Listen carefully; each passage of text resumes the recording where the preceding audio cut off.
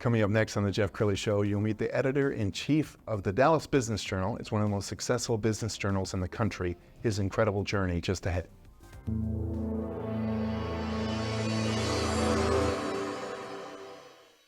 Many are predicting that the worst is yet to come, which is unfortunate, said one person here.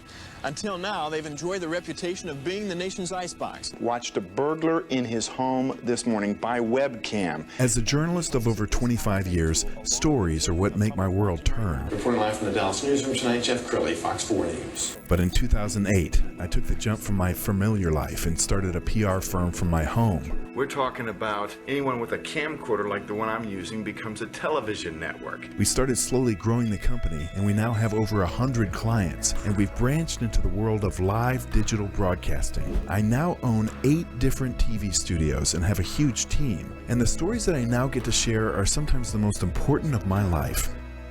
Life has a funny way of coming around full circle. This is the Jeff Crilley Show.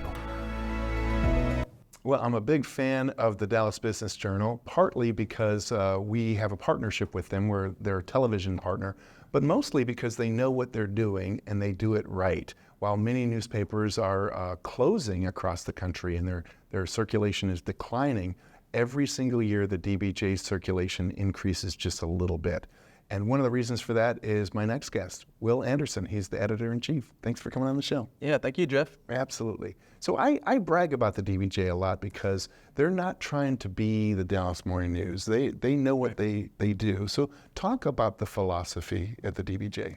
Sure. Yeah, well, that's exactly. We know our lane. We're a business-to-business publication, and luckily there's a ton of business in Dallas and the wider Dallas-Fort Worth region. So we make sure that we're telling these CEOs, business managers, owners, what they need to know to run their business. Absolutely. And you have deep roots in journalism. So your first job in news was at UT. Right. Well, when I was a student, I wasn't sure what exactly I wanted to do, but I was pretty good at writing. And I worked at the Daily Texan, which is the student newspaper down at UT. I also strung for some of the papers, the Associated Press down in Austin. I mean, if you want to really go back, Mrs. Gaines' high school yearbook class is probably where it all started technically. But I love it. And I love it that your career path kind of takes you in different directions. So with UT, you were doing a lot of sports, and then you went to the Williamson County Sun, which is Georgetown. Yeah, just north of Austin, a really fast-growing suburb, but a very historic kind of suburb too, right, with the county square, county courthouse. And we were right there on the square in Georgetown. And I saw the bullet holes in the walls where, the angry, farmer who came to the office to shoot at the publisher, it still has the bullet holes in the walls. So a lot of history in that place. I loved community news. I loved being, very much in the community that you're writing about. And in many ways, I feel like I'm doing that now with business journalism. We've taken a community approach. We write about the people that we're interviewing every day, the sources that we interact with. Those are the people who are making the news that we care about. Okay, and then you moved to the Austin Business Journal. Tell us about that. Yeah, Austin Business Journal was, I'd spent more than 20 years in Austin. I was in high school, went to UT.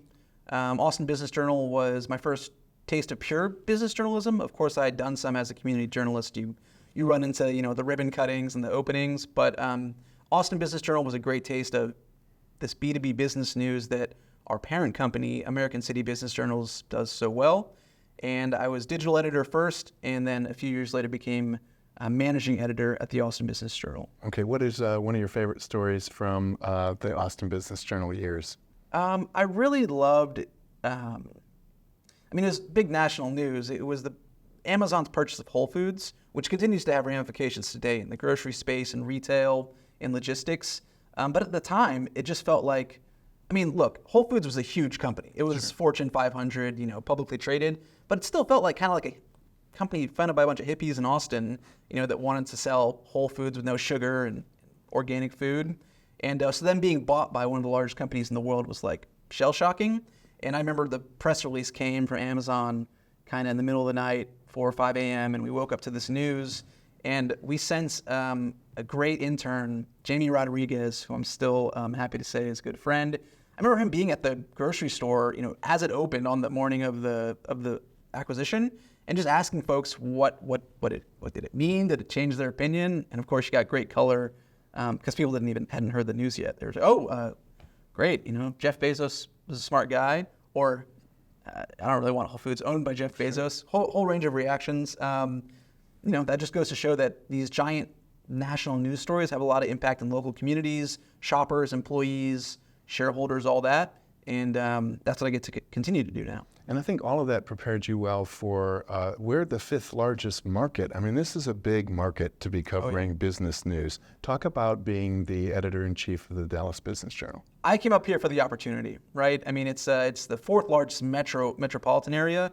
Could replace Chicago as the 3rd largest by, I think, the end of this decade are the projections. So just a ginormous area, and you can turn around and run to another business news story. So it's actually a problem of what can we not cover today? There's too much going on. So as I said earlier, we really want to be exclusive business news and tell you what you need to know, like what is essential info.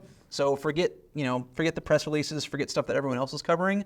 What can we tell you about, the Mavericks going to the NBA Finals, and what does it mean for business owners in Victory Park, like the restaurant owners that are in that location around the stadium? Well, we actually sent a reporter out to kind of interview them, and they've had a tough few years since COVID, restaurant owners in general. Sure. And at times, downtown Dallas has, had its licks. Right. So these folks are just talking about how important it was to have this kind of year after a few down years. So that'd be an example of like, hey, what's the impact of this big national news story, something like the NBA Finals?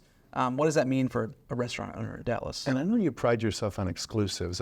More often than not, you guys are the ones breaking the story, and all the other media is following. We try. It's a tit for tat, but yes, you want to break more than you get scooped. Sure. We're going to pull up the homepage of the DBJ, and as we scroll down the homepage, talk about how you choose the headlines that make the homepage. Well, it's more art than science. As I'm sure you know from your news time, it's a lot of intuition.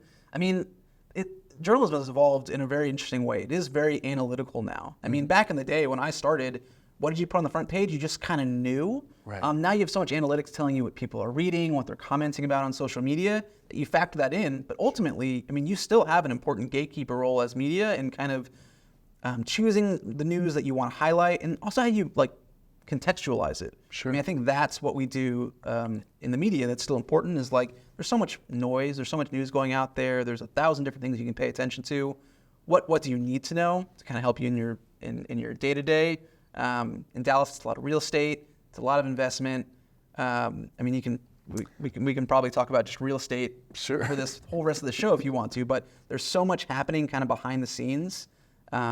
We try to elevate that to the forefront. And do you have a pretty good gut when you say, okay, now this is going to get a lot of clicks? Are you usually right?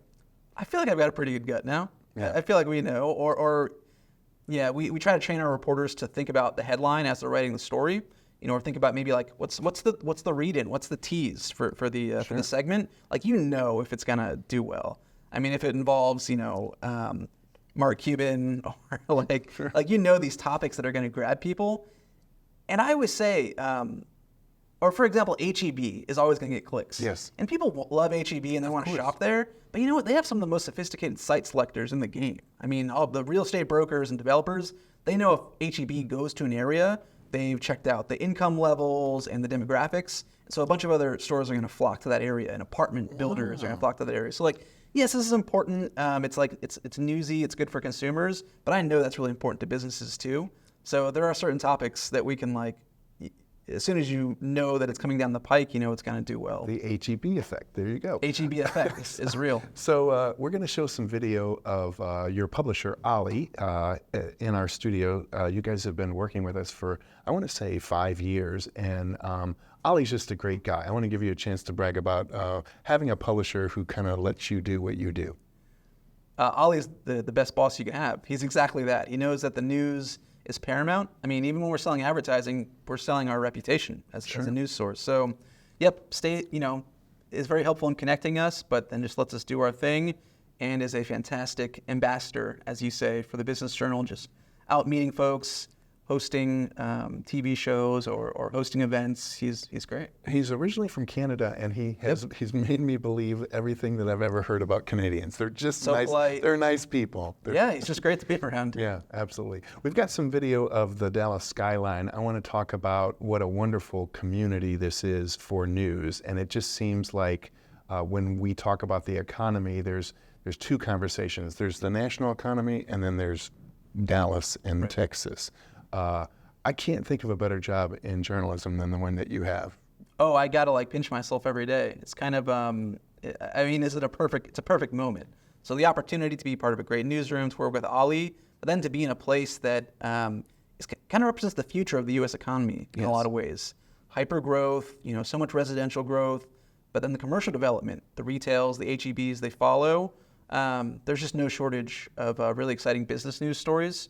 And it happens in places where Dallas has strength, right? We know Dallas is a finance hub, but it's pretty much unparalleled as a finance hub now. Like it's elevated that we're only, we had a front page that we called Y'all Street recently. Mm-hmm. It's only New York City has more financial services workers than Dallas. That's DFW amazing. As a metro area. Well, I know when you were in Austin, you did a lot of local news where the local news channel would call you up and ask you to talk about the economy. Look into your crystal ball. What do you see for Dallas's economy this year and beyond? So I think it's going to continue to get more diverse, right? So those strengths that I talked about, they're still strengths, but many of the smart, economic development leaders that I talk to say that we have a great shot at becoming more of a healthcare hub, a life sciences hub, even more so than we are already, attracting more high-tech manufacturers. I mean, we've got, the GM plant in Arlington. We've got so many large manufacturing hubs, but I would expect that to, for Dallas to stand out even more so as a destination for relocations and companies on the move. So it's kind of more of what we've seen before, but even like the ho-hum more of what we've seen is kind of a standout when a lot of places are shrinking or losing GDP, losing parts of their economy. The fact that Dallas is doing about as well as you'd expect it to is kind of remarkable. Outstanding. We're almost out of time. So final thoughts. What would you like to leave the audience with? Please read DBJ, and if you have any questions about what we do or would like to connect, to reach out. Our lifeblood is, talking to smart people in the community. So I'm all ears, Jeff, or your staff, folks you're connected with. Let us know what's going on. I'm still relatively new, so I'm trying to learn the ropes, and being on shows like this is a huge part of that. So thanks for having me. Awesome. The great Will Anderson. We're going to leave you with the DBJ website. There it is. And thank you so much for your service to our community and keeping us all informed. Thank you. That's it for now. We'll see you next time.